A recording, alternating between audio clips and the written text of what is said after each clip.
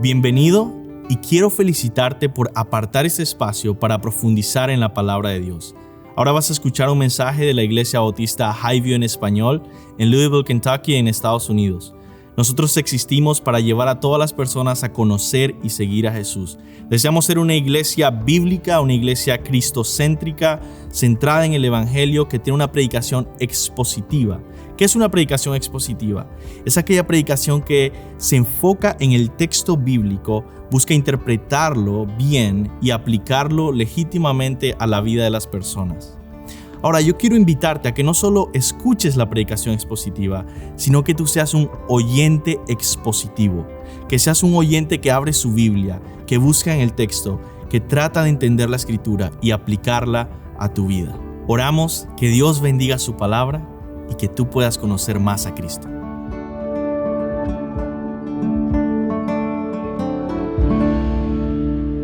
Amén. Hermanos, pueden tomar asiento.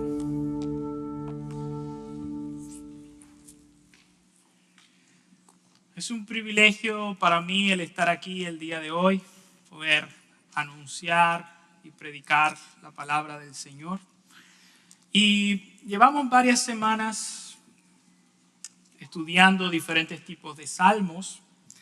Y con el pastor Luis vimos 3 sermones de salmos de alabanza, dentro de la categoría de salmos de alabanza. Y terminamos literalmente adorando a Dios por quién es Él. Pero hoy día vamos a entrar en una categoría de salmos diferente que se llaman salmos de lamento. Y literalmente es un lamento por mi pecado o a veces por el pecado que otros cometen contra nosotros. Entonces, si la semana pasada te sentiste muy animado, adorando a Dios, cantando sus alabanzas, y hoy día sientes lamento por tu pecado, no es mi culpa. El texto, obviamente, es quien marca el tipo de predicación que vamos a hacer. Aún las exhortaciones que hagamos deben fluir del texto. Y hoy día vamos a estudiar el Salmo 51 y aprender que ese Dios magnífico que adoramos, ese Dios bueno, santo, omnipotente, omnisciente, creador de todo, es también un Dios que desea que nos arrepintamos. Y ese es el título de mi sermón. Es simplemente cómo arrepentirme de mis pecados. Y tengo una idea, obviamente que va a ser dividida en 3 partes, por la cual me gustaría que camináramos por este sermón. Y es que, esta es la idea central de lo que voy a predicar hoy. Si entienden esta idea, van a poder entender prácticamente el 100% de lo que voy a desarrollar. Y la idea central de este sermón es que para arrepentirnos de nuestros pecados, debemos en primer lugar llenar nuestras conciencias de quién es Dios. Eso es lo primero. Llenar nuestras conciencias de quién es Dios. Y en respuesta al conocimiento de quién es Dios, debemos confesar nuestros pecados delante de Él con el propósito que las fuerzas que vienen de Dios, nuestra obediencia y dependencia pueda ser restaurada. Ese es el fin de lo que deseo hablar el día de hoy. Y es muy importante, amada iglesia, que estudiemos cómo arrepentirnos. ¿Sabes por qué? Porque la vida cristiana es una vida de arrepentimiento. Entramos al reino de Dios por arrepentirnos de nuestros pecados. Y arrepentirnos no es algo que hagamos una vez cuando empieza nuestra vida cristiana y luego nunca más. El arrepentimiento es algo que caracteriza el creyente maduro.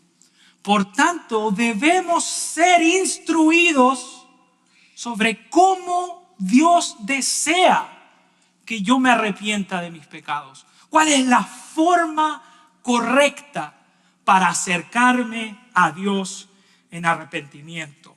Con eso en mente, por favor, vamos a leer el Salmo 51 completo y luego vamos a orar. Dice así: para el director del coro, Salmo de David, cuando después que se llegó a Betsabé, el profeta Natán lo visitó. Ten piedad de mí, oh Dios, conforme a tu misericordia. Conforme a lo inmenso de tu compasión, borra mis transgresiones. Lávame por completo de mi maldad y límpiame de mi pecado. Porque yo reconozco mis transgresiones y mi pecado está siempre delante de mí. Contra ti solo he pecado y he hecho lo malo delante de tus ojos. De manera que eres justo cuando hablas y sin reproche cuando juzgas. Yo nací en iniquidad y en pecado me concibió mi madre. Tú deseas la verdad en lo íntimo y en lo secreto me harás conocer sabiduría. Purifícame con hisopo y seré limpio. Lávame y seré más blanco que la nieve. Hazme oír gozo y alegría. Haz que se regocijen los huesos que has quebrantado. Esconde tu rostro de mis pecados y borra todas mis iniquidades. Crea en mí, oh Dios, un corazón limpio. Renueva un espíritu recto dentro de mí. No me eches de tu presencia. No me quites tu Santo Espíritu. Restitúyeme el gozo de tu salvación. Sosténme con un espíritu de poder. Entonces enseñaré a los transgresores tus caminos y los pecadores se convertirán a ti. Líbrame de delitos de sangre, oh Dios, de mi salvación. Entonces mi lengua cantará con gozo tu justicia. Abre mis labios, oh Señor, para que mi boca anuncie tu alabanza. Porque tú no te deleitas en el sacrificio, de lo contrario yo lo ofrecería. No te agrada el holocausto. Los sacrificios de Dios son el espíritu contrito. Al corazón contrito y humillado, oh Dios, no despreciarás. Haz bien con tu benevolencia, Sión. Edifica los muros de Jerusalén. Entonces te agradarán los sacrificios de justicia, el holocausto y el sacrificio perfecto. Entonces se ofrecerán novillos sobre tu altar. Vamos a orar. Señor, ayúdanos. Ayúdanos, porque a veces nuestro corazón se endurece por el poder del pecado, Señor. Ayúdanos porque somos egoístas, porque no te amamos como deberíamos amarte, porque nuestro reino personal está sobre tu reino, Señor. Perdona nuestros pecados, lávanos, límpianos y usa tu palabra para que seamos transformados por ella, Señor. Te lo pedimos en el nombre de Jesús. Amén. Ok, si se fijan, el texto tiene un encabezado.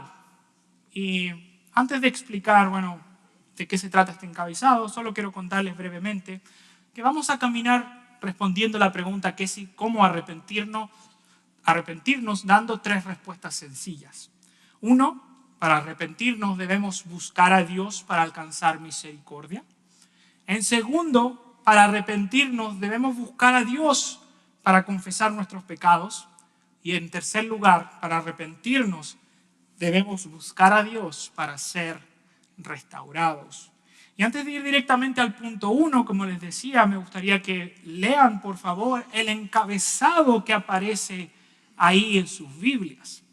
Y el encabezado dice: para el director del coro, Salmo de David, cuando después que se llegó a Betsabé y el profeta Natán lo visitó.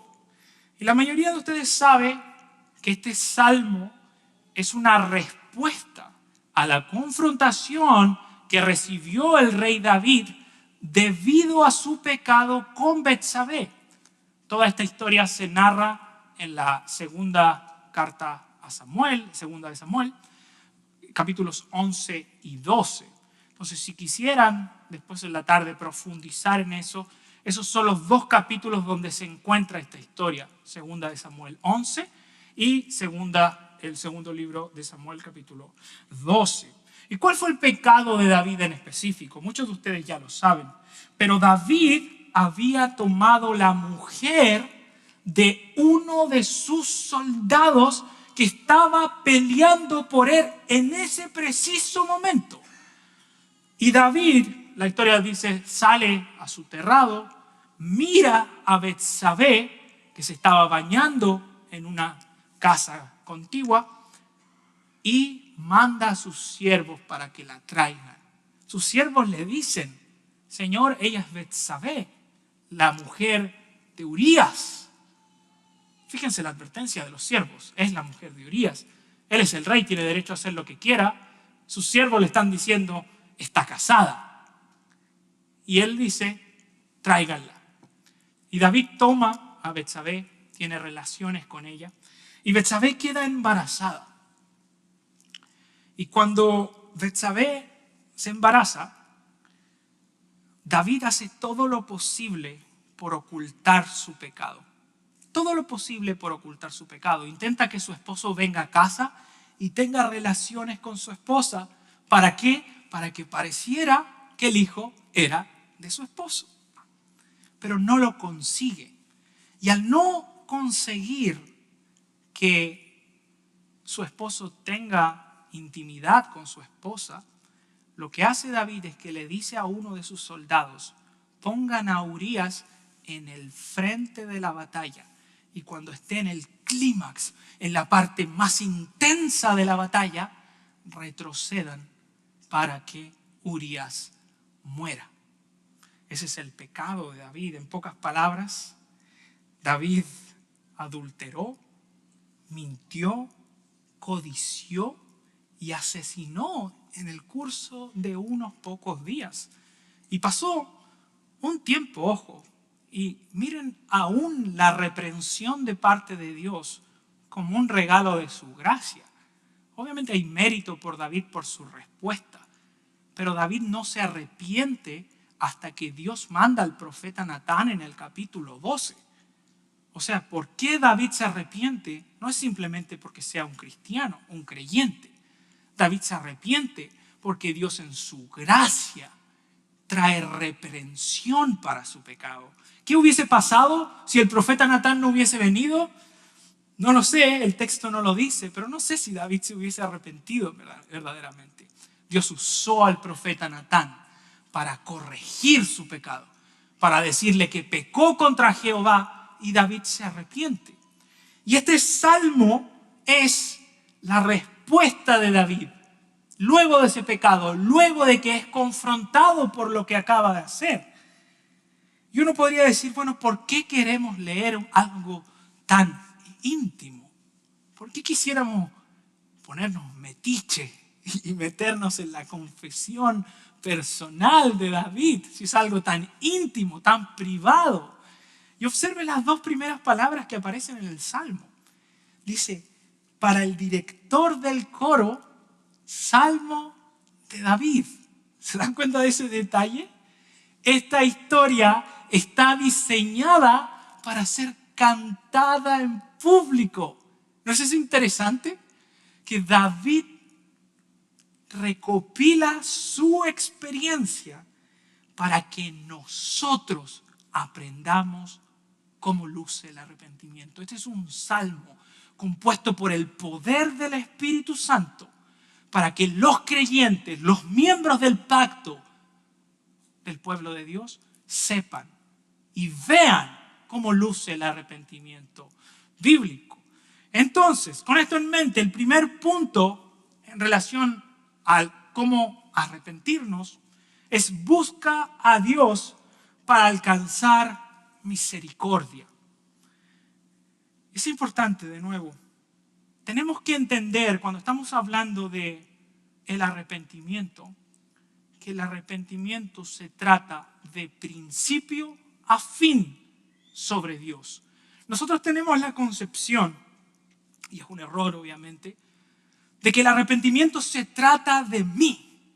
Que el arrepentimiento se trata solo de mi pecado, que el arrepentimiento se trata de lo que yo hago, que el arrepentimiento se trata de la culpa que yo siento. Pero la palabra de Dios dice algo que es diferente.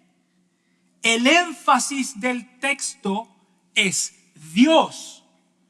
El énfasis del texto es el carácter del Dios santo. Observen, por ejemplo, esto está a lo largo de todo el texto. Fíjense cuántas veces en este salmo se repite la palabra tú en relación con Dios.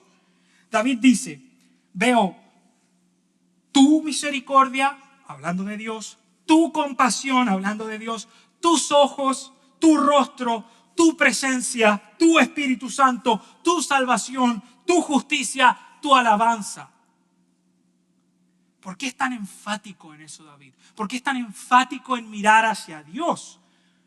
Porque el arrepentimiento verdadero, el arrepentimiento del corazón, fluye de entender quién es Dios. Realmente, si no entendemos quién es Dios, jamás nos vamos a arrepentir de nuestros pecados. El arrepentimiento empieza ahí, en el preciso instante en que yo reconozco quién es mi creador. Si tú vives egocéntricamente mirándote a ti mismo, nunca te vas a arrepentir. Nunca. Pero en cambio, si tornamos nuestra vista hacia Dios, nuestra perspectiva puede cambiar. Y eso es exactamente lo que David hace en el versículo 1. Él comienza, y Pastor Daniel lo exponía muy bien, buscando el favor inmerecido basado en quién es Dios. El favor inmerecido de Dios fluye de quién es. Y es interesante, versículo 1 dice, ten piedad de mí, oh Dios, conforme a tu misericordia. David está rogando, está presentando una súplica ante el trono celestial. Y es bastante obvio, ¿no? David había quebrantado 4 de los 10 mandamientos en algunos poquitos días. David había matado, David había codiciado a la mujer de su prójimo, David había dado falso testimonio contra eso y obviamente David había adulterado también. ¿Y saben cuál era el castigo por asesinar según la ley? ¿Saben cuál es el castigo por dormir, por acostarse con la mujer de alguien que está casado, casada? El castigo de la ley es la muerte. La muerte. Éxodo 21:12 dice, el que hiera de muerte a otro, ciertamente morirá. Levítico 20:10. Si un hombre cometiere adulterio con la mujer de su prójimo, el adúltero y la adúltera indefectiblemente serán muertos. ¿Por qué David se presenta ante el trono de Dios rogando piedad? Porque es culpable. Culpable de quebrantar la ley de Dios. Y es interesante porque esta historia se ilustra muy bien con la historia del fariseo y el publicano, ¿no? Donde vemos dos tipos de personas. Una que se reconoce inocente delante de Dios y una que se reconoce culpable. El fariseo se presenta delante de Dios y le dice, Señor, yo diezmo, yo oro, yo doy mis sacrificios. ¿Y el publicano qué hace? Desde lejos, dice el texto, con sus rodillas en el suelo, mirando al suelo sin siquiera levantar su rostro, se golpeaba el pecho diciendo, sé propicio a mí, pecador. Y esto es importante, amados hermanos, porque si queremos entender qué es el arrepentimiento, debemos saber que el arrepentimiento es algo que fluye de entender que somos culpables. Fluye de saber que somos culpables delante de Dios. Si no, no puede haber arrepentimiento verdadero. Y es interesante también que la base para clamar misericordia está en el carácter de Dios, en lo que Dios ha revelado en su palabra. David dice, ten piedad de mí conforme a tu misericordia, conforme a lo inmenso. Fíjense, el pecado de David es terrible, pero hay una misericordia, hay una compasión que es más grande. Y David pide que sus transgresiones sean borradas. Ahora, la base para apelar al perdón de Dios es su misericordia. Y en hebreo, la palabra misericordia que se usa en este pasaje es la palabra Hesed, con H, Hesed. Y cada vez que la palabra Hesed se usa en relación al amor de Dios por su pueblo, denota este amor especial que Dios tiene por sus escogidos. Y observen, por favor, en Éxodo 34:6, Moisés está en el monte Sinaí para establecer el pacto con el pueblo y Dios se da a conocer, Dios le revela a su pueblo escogido quién es Él y Él dice, Jehová, Jehová, fuerte, misericordioso, tardo para la ira, grande en misericordia, Hesed, y verdad, que guarda misericordia a millares, que perdona la iniquidad y la rebelión y el pecado, y que de ningún modo tendrá por inocente al culpable. ¿Qué es lo que qué es lo que David está haciendo? Y Dios está comunicando a través de los labios de David.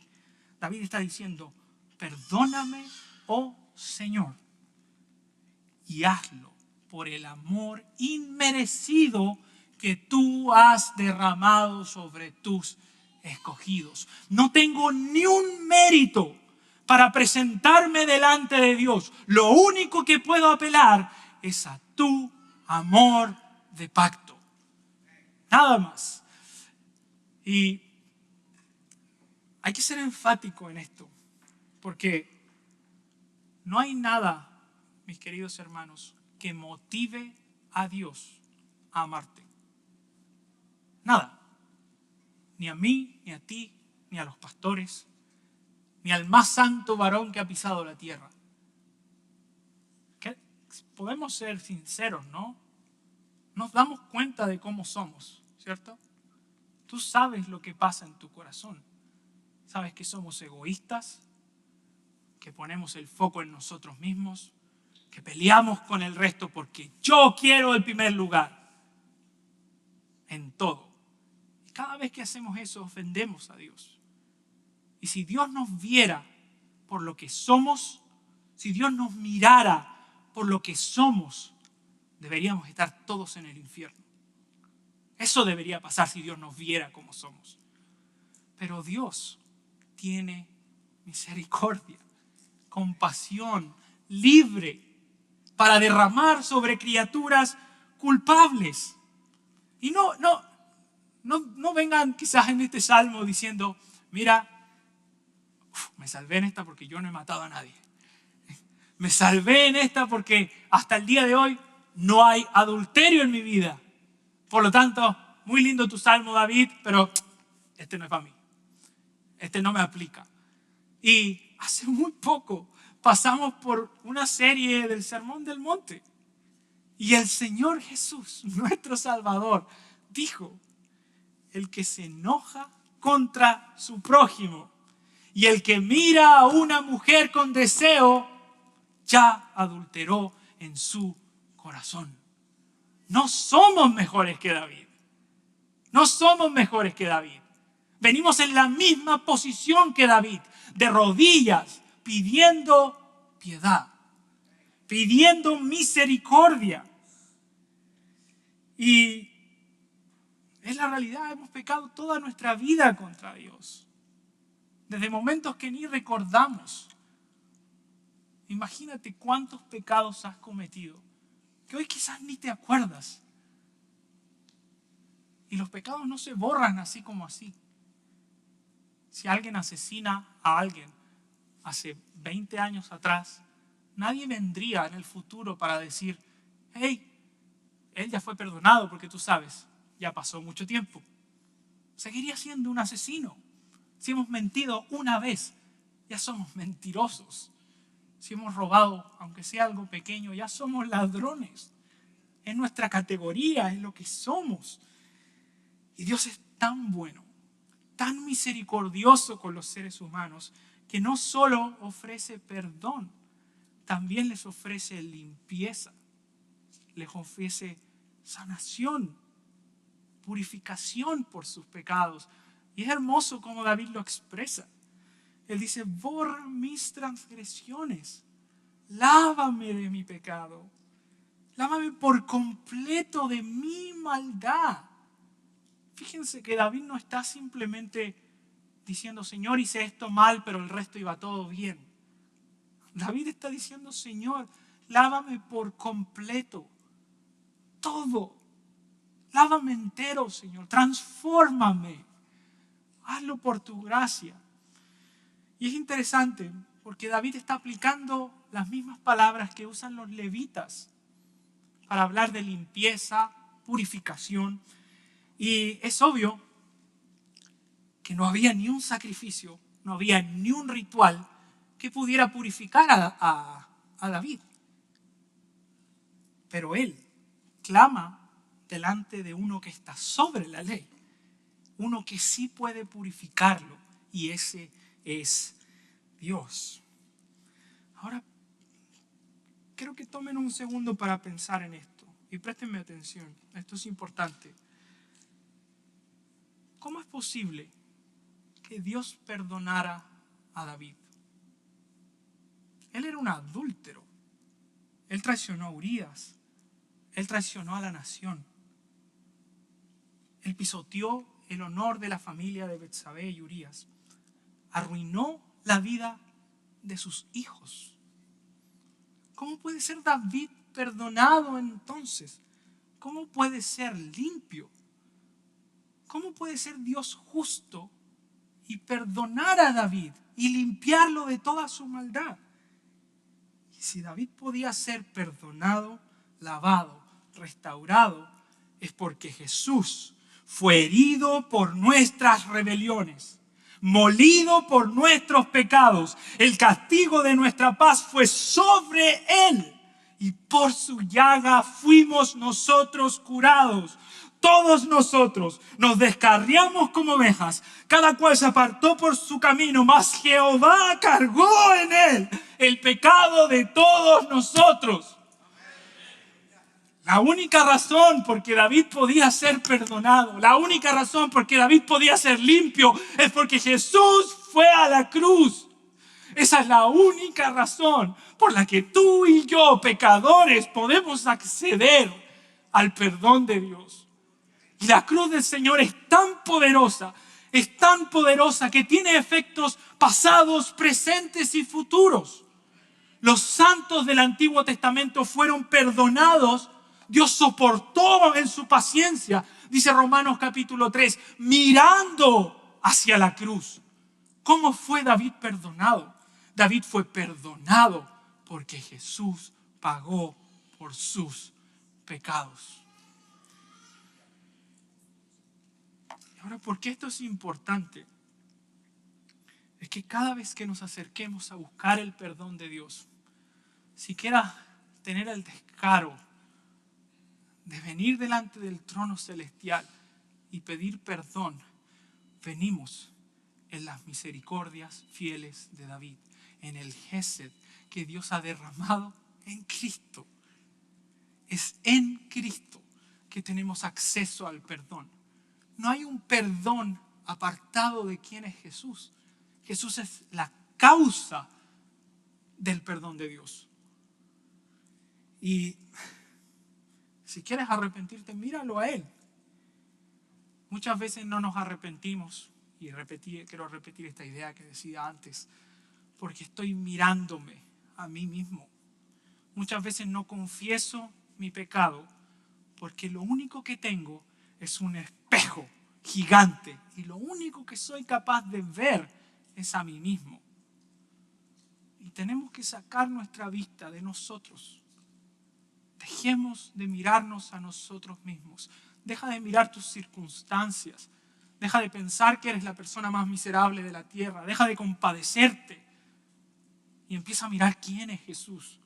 Mira a Jesús en los evangelios. Mira lo que ha hecho por nosotros. Mira cómo Él ha sanado. Mira cómo Él ha limpiado. Mira cómo Él ha perdonado los pecados de su pueblo. Míralo cómo se subió voluntariamente en una cruz para dar su vida por ti. Hermano, si eres creyente, Jesús murió por ti. No por alguien en general. Murió por ti, por tus pecados. Y si quieres ser transformado, si quieres encontrar gozo y restauración por tus pecados, mira quién es Jesús. Y dejemos de mirarnos a nosotros mismos. En segundo lugar, es obvio y casi está lleno de lo que decía al principio, pero cuando empiezas a mirar quién es Dios, es realmente cuando empiezas a comprender la gravedad del pecado. Y ese es mi segundo punto. Busca a Dios para confesar tu pecado. Mientras más miras quién es Dios, te va a ser más evidente que eres un pecador. Te va a ser más evidente. Los encuentros de los pecadores con Dios es lo que les revela. ¿Se acuerdan? Isaías capítulo 6, cuando tiene una visión y logra ver la gloria del Señor. ¿Qué es lo que dice Isaías? Sus primeras palabras: ay de mí que soy muerto, porque soy hombre de labios inmundos. O cuando Pedro logra contemplar algo de la gloria de Jesús al multiplicar los peces. La respuesta de Pedro no fue: aquí montamos un negocio de venta de pescado. Señor, vienes 3 veces por semana, multiplicamos los peces y listo. ¿Cuál es la respuesta de Pedro cuando se da cuenta que Jesús es alguien que puede hacer milagros, que es santo, que es Dios? Pedro dice: apártate de mí, que soy pecador. Y esa es la respuesta de los pecadores cuando se acercan a Dios. Logran ver su maldad. Y esto es lo que David hace. Fíjense cómo lo expresa en el texto. Dice, versículo 3, porque yo reconozco mis transgresiones y mi pecado está siempre delante de mí. Y esto es muy interesante porque si miro a Dios, si miro su palabra, si miro en su ley, yo me vuelvo consciente de cuán pecador soy. Y ojo, y es más que un reconocimiento superficial. Eso no es lo que la palabra en el original comunica. Es una especie de conocimiento íntimo, profundo de tus pecados. Y obviamente eso nos debe ayudar a entender. Cuando entendemos cuán pecadores somos, debemos ser específicos en describir cómo hemos pecado delante de Dios. Y David lo expresa así: yo sé que mi pecado es horrible, y no solo el pecado en general, sino que observen la manera en que David habla de su pecado. Él dice: mis transgresiones, mi pecado, mi iniquidad. ¿Se dan cuenta cómo se apropia? Él sabe que son suyos y los puede ver porque logra ver quién es Dios. Y quizás podemos hacer bien imitando al rey David en nuestra confesión y decir delante del Señor, no con generalidades de Señor, perdóname por mis pecados, amén, sino ser específicos y decir: Señor, yo reconozco que mi pecado es monstruoso, es algo horrible. El pecado me hace ser egoísta con mi familia. El pecado me hace tratar mal a mi esposa o mal a mi esposo. El pecado me hace impaciente.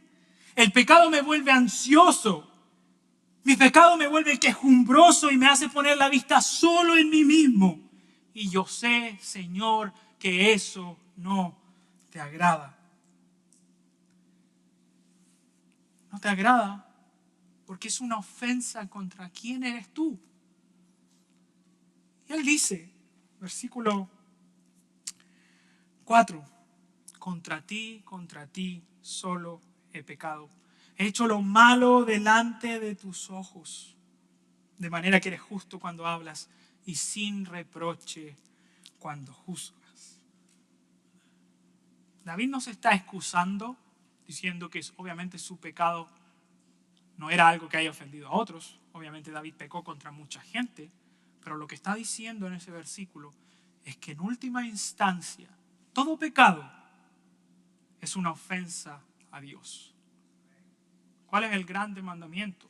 Amarán al Señor su Dios con todo su corazón, con toda su alma y con todo su mandamiento. Este es el primero y grande mandamiento. Mateo 22, 37, 38. Si hemos fallado el primero, amar a Dios, obviamente vamos a fallar el segundo. Si el primer mandamiento es amar a Dios y el segundo amar a mi prójimo, están atados uno del otro. Si yo no amo a Dios, adivinen qué va a pasar. Voy a ser un gran vecino, voy a ser un gran esposo. Por supuesto que no. Por supuesto que no. Van uno al lado de la otra. Entonces David está diciendo, yo pequé contra ti, contra tu ley. Y me encanta cómo Juan Calvino tiene una oración que me pareció hermosa realmente. Una oración de este versículo en específico, instando a los creyentes a tener memoria de sus pecados. Y miren, lean conmigo, debería aparecer la cita en la pantalla. Dice, estaría agradecido, oh Dios, por una conciencia tan viva que no pueda olvidar mis pecados. Si no han sido perdonados, necesito recordarlos para arrepentirme y ser purificado. Eso es lo primero. No puedo olvidar mis pecados porque si no los he confesado, debo llevarlos delante de Dios urgentemente. Y si han sido perdonados, aún es de tu sabiduría que no se me permita olvidar. ¿Por qué no debería olvidar mis pecados? Porque así se me recuerda ser humilde y agradecido hacia ti y más caritativo en mi juicio hacia los demás. Entonces no debería ni oro para ser liberado del recuerdo del pecado, pero sí oro para ser liberado de un sentido de culpa y miedo, sabiendo que tu gracia es mayor que todos mis pecados y que de tu misericordia no hay fin. Amén. Una buena oración para imitar. Ahora, en segundo lugar, no basta simplemente con ser conscientes de nuestros pecados. No basta solo con saber cómo soy un pecador. Necesito confesarlos delante de Dios, declarando que Él es justo. Dice el versículo 4, la segunda parte, dice, de manera que eres justo cuando hablas y sin reproche cuando juzgas. Y me gusta la traducción que hace la Reina Valera también para poder mantener el propósito, la cláusula de propósito que hay ahí. Dice, contra ti solo he pecado, he hecho lo malo delante de tus ojos para que seas reconocido justo en tu palabra y tenido por puro en tu juicio. Y Pablo en Romanos capítulo 3 va a citar específicamente este texto. Específicamente. ¿Y cuál es el punto de Pablo, que es el mismo que David? Que el pecado cumple el propósito de revelar la justicia de Dios. Es como si David estuviera diciendo, Señor, tú eres justo, yo soy un pecador y merezco ir al infierno. Tu juicio, tu justicia es verdadera. Yo no merezco perdón. Eso es lo que David está diciendo al ocupar esas palabras. Y no solo eso, David continúa en el versículo 5 mostrando que el problema del pecado no es simplemente algo que hacemos, sino que el problema que tengo con el pecado es algo que está en mi naturaleza. Dice, yo nací en iniquidad, versículo 5, y en pecado me concibió mi madre. Nuestro problema no es simplemente que pecamos, nuestro problema es que somos pecadores. Ese es el problema de la humanidad. El problema de la humanidad es que tiene una naturaleza caída. Y sin la intervención divina, sin la gracia de Dios derramada a través de Jesús, el ser humano es incapaz de romper ese yugo. Por eso la Biblia enseña que nosotros nacemos de nuevo, que Dios nos da un nuevo corazón. ¿Por qué? Porque mi naturaleza caída no ama a Dios, no desea a Dios. Y necesitamos de la intervención divina. Es como si David estuviera confesando junto con Pablo, reconociendo que él pecó en Adán, que la doctrina del pecado original es cierta. Romanos 5:12. Por tanto, como el pecado entró en el mundo por un hombre y por el pecado la muerte, así el pecado y la muerte pasó a todos los hombres, dice Romanos. A todos. Todos nacemos con una naturaleza pecaminosa. Y yo soy culpable de mi naturaleza, porque el texto dice, por cuanto todos pecaron. Yo soy culpable en Adán. Y si por alguna razón estás aquí y dices, hey, me parece injusto eso de que Dios me impute, me ponga sobre mis hombros el castigo y la condenación que vino por un solo hombre. Bueno, si eso te parece injusto, tengo una noticia terrible. Porque la única salvación posible es que por la justicia de un hombre, que es Cristo Jesús, tú puedas ser salvo.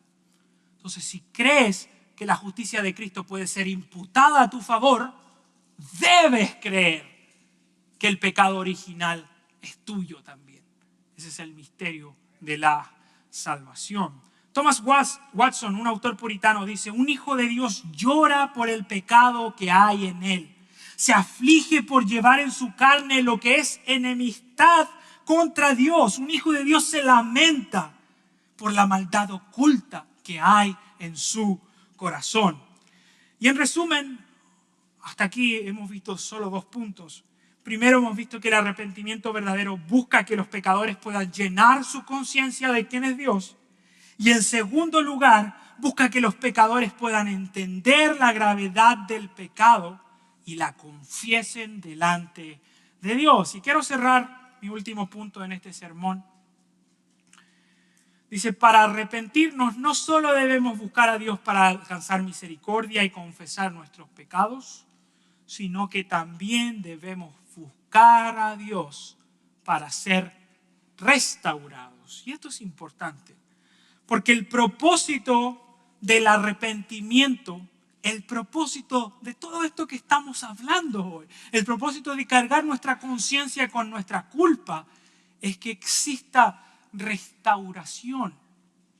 Es que Dios pueda sanar aquello que fue roto. Es que Dios pueda traer una restauración tal vez en tu familia, en tu matrimonio, en tu trabajo, con los hermanos de tu iglesia. Ese es el fin del arrepentimiento, que lo que el pecado rompió, la distancia, la separación que generó con Dios y con nuestro prójimo, pueda ser sanada y restaurada por nuestro Creador. Ese es el fin del arrepentimiento.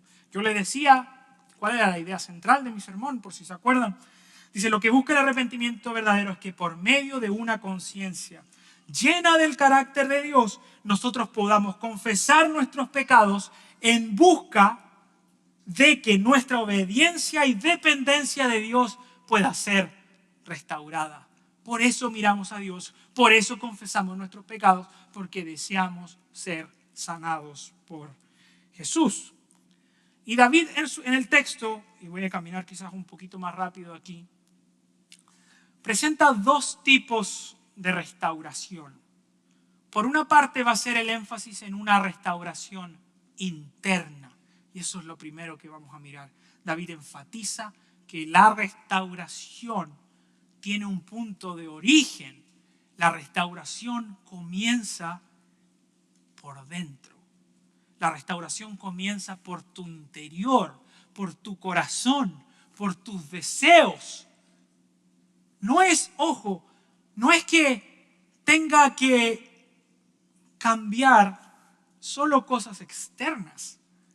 Yo sé que nosotros tenemos instintivamente la práctica, y esto desde que se creó el universo, de culpar a otros por nuestro pecado, ¿o no? Es cierto, no me digan que no le sumemos otro pecado a mentir en la iglesia aparte. Cuando Adán cayó, ¿cuál fue su respuesta? Dios lo confronta y ¿qué le dice? Perdóname. ¿Qué es lo que le dice? La mujer que me diste. Y le pregunta a la mujer. Vamos a ver, quizás las mujeres van por mejor camino que Adán. La serpiente, Señor. Ni uno de los dos mejor que el otro. Y yo sé que tú piensas que el problema con tu pecado son las circunstancias. Y yo sé que tú lo piensas porque yo también lo pienso. Yo sé que lo crees, que crees que el problema es tu esposa, que el problema es tu trabajo, que el problema es el pastor, que el problema son la gente que te rodea, que el problema es que me falta dinero, es que no gano mucho, el problema, Señor, es que no me respondes. Y David nos va a presentar una imagen bien diferente. El problema, va a decir David, está en nuestro interior. Y me encanta cómo David lo expresa en el versículo 6. Dice, tú deseas la verdad en lo íntimo, en lo secreto es la palabra que usa ahí, en aquello que está oculto en nuestro corazón. Y me harás comprender sabiduría. Lo mismo dice el versículo 10. Crea en mí un corazón limpio, el centro de sus emociones, y renueva un espíritu recto dentro de mí. Fíjense que está aludiendo a su interior. Y la obediencia que Dios desea cuando nos arrepentimos no es simplemente una obediencia exterior. Es una obediencia que nace desde el corazón y fluye hacia tus acciones hacia afuera. Entonces lo que David está orando es que sus deseos puedan cambiar. David está buscando ser transformado desde lo que es, desde su interior, desde lo más profundo de su corazón. Él no quiere solo un cambio superficial, porque a Dios no le interesan esos cambios. Dios quiere un cambio genuino. Dios quiere un cambio en tus afectos. Dios quiere un cambio en las cosas que tú deseas, en las cosas que anhelas, en las cosas que amas y atesoras. Y de nuevo, otro regalo de la historia de la iglesia para nosotros. Pero Juan Calvino tiene otra oración de este preciso versículo. Y dice así, dice, ¿qué regalos necesito más que estos, oh Dios? Un corazón limpio y un espíritu recto. ¿Cuánto sé que el fluir de mi vida nunca puede ser puro si la fuente, fíjense, si la fuente de la que emana está impura? Si no ha cambiado desde adentro, todo hacia afuera va a estar podrido. Porque ¿de dónde vienen las guerras? ¿De dónde vienen los conflictos? ¿De dónde vienen las peleas? ¿De dónde? Del corazón.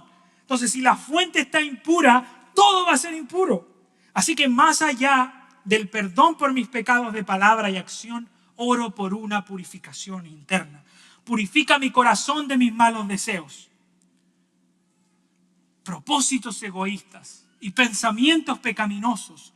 Luego dame un espíritu recto hacia los demás, que pueda ser paciente y amable, generoso y considerado, y nunca ser egoísta, hosco o mezquino.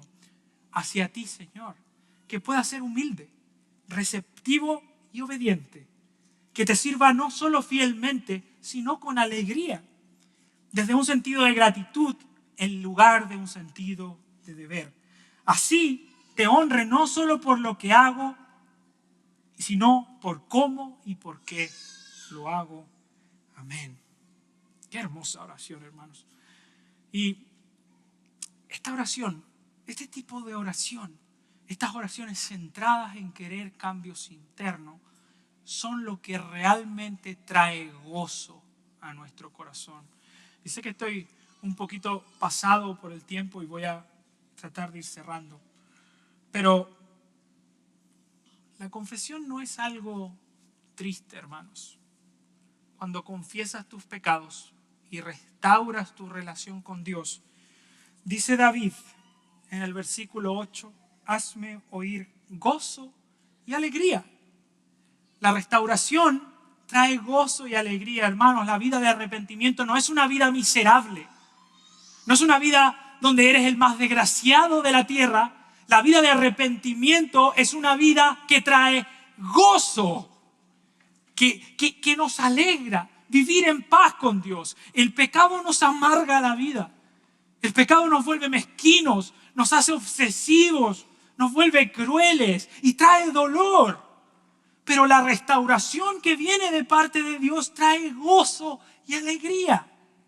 Eso es lo que Dios nos ofrece al confesar nuestros pecados. Que tu gozo pueda ser renovado. Que tú puedas caminar en un espíritu recto nuevamente. Que tu comunión con el Creador y con tu prójimo pueda encontrar un punto de restauración. Eso es lo que Dios nos está ofreciendo. Ahora, David no solo va a hablar en este capítulo sobre una restauración interna, sino que también, es solo un paréntesis, pero no quiero dejar esto sin explicar, pero David dice, no me quites tu Santo Espíritu. Obviamente no está diciendo que el Espíritu Santo se puede perder. Recuerden que en el antiguo pacto, el Espíritu Santo aún no había sido derramado sobre todos los creyentes. Esa era una promesa del nuevo pacto en Joel capítulo 2. Y no es hasta Hechos capítulo 2, el día de Pentecostés, que el Espíritu es derramado sobre todos. Entonces, ¿qué está orando David? David está orando que Dios no le quite la unción especial que le daba a algunos líderes. ¿Se acuerdan la historia de Saúl, no? Saúl desobedece a Dios, Dios le quita su espíritu y Saúl pierde la unción de Dios. Ahora, eso es cierto solo en el antiguo pacto. En el nuevo pacto, los creyentes que reciben el Espíritu son sellados por Él y nunca lo pueden perder. Solo ese comentario. Ahora, David ora por una restauración externa también. Y esto es lindo en el texto también.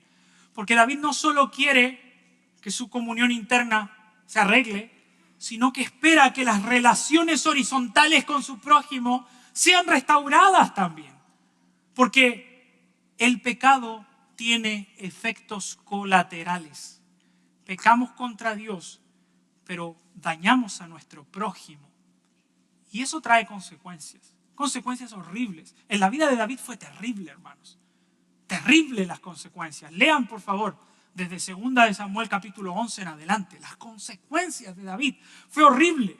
Pero David dice en el versículo 13, entonces enseñaré a los transgresores tus caminos.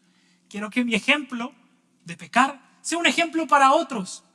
Y quiero también, y con esto voy a ir cerrando, que tú entiendas, y ya lo hemos visto, sí, que los sacrificios no significaban nada sin un corazón humillado. David no podía presentar un sacrificio y ser limpio. David necesitaba un corazón limpio, ya hemos visto eso. Y por último, el versículo 19 dice, haz bien con tu benevolencia, Sión, edifica los muros de Jerusalén, entonces te agradarán la justicia, el holocausto y el sacrificio perfecto. Entonces se ofrecerán novillos. Y misma idea, David era el rey. Por lo tanto, su pecado podía tener consecuencias sobre toda la nación. Entonces David está orando en el versículo 19, Señor, haz bien a Jerusalén, que mi pecado no afecte a la nación. Y cuando ese proceso haya sido completado, David cierra su oración diciendo, ahora sí, Señor, tú vas a recibir el sacrificio. ¿Qué significa eso? que la adoración externa, por medio de una restauración interna, tiene lugar. Entonces no se olviden de esta idea. Nos arrepentimos por dentro, por nuestro interior, pero buscamos restaurar las relaciones con nuestros prójimos. Y concluyo diciendo, ya hemos visto la idea central varias veces, pero una última vez puede servir para que se la lleven en la cabeza. Para arrepentirnos de nuestros pecados, debemos llenar nuestra conciencia de quién es Dios, eso es lo primero que vimos, y en respuesta, confesar nuestros pecados delante de Él, con el propósito de que en su poder, nuestra obediencia y dependencia pueda ser restaurada. Y mi amigo, si estás aquí, Pastor Daniel lo decía, y no te has arrepentido de tus pecados, si Jesús no es tu Salvador o no estás seguro, Pablo dice que la paciencia de Dios nos guía a arrepentimiento. Y cada día que no te arrepientas, estás juntando ira sobre tu cabeza. Ira porque Dios ha sido paciente contigo. Ira porque Dios ha esperado hasta este día, quizás, para que escucharas el mensaje de salvación y estás vivo. Y eso es una muestra de su gracia. Y por último, hermanos, que sepamos cómo arrepentirnos jamás es una excusa para pecar. Jamás. Ya les dije, las consecuencias de David fueron horribles. Horribles. Su hijo abusó a su hermana sexualmente. Su hijo intentó matarlo. La relación con su familia se destruyó. Su reino pagó consecuencias terribles. Entonces, debemos arrepentirnos buscando no pecar nunca más en eso que hemos pecado. Vamos a orar y pidámosle a Dios que nos ayude. Dios y Padre, gracias por este día. Gracias por amarnos y derramar tu gracia sobrenatural en nosotros. Bendícenos, te lo rogamos en el nombre de Jesús. Amén.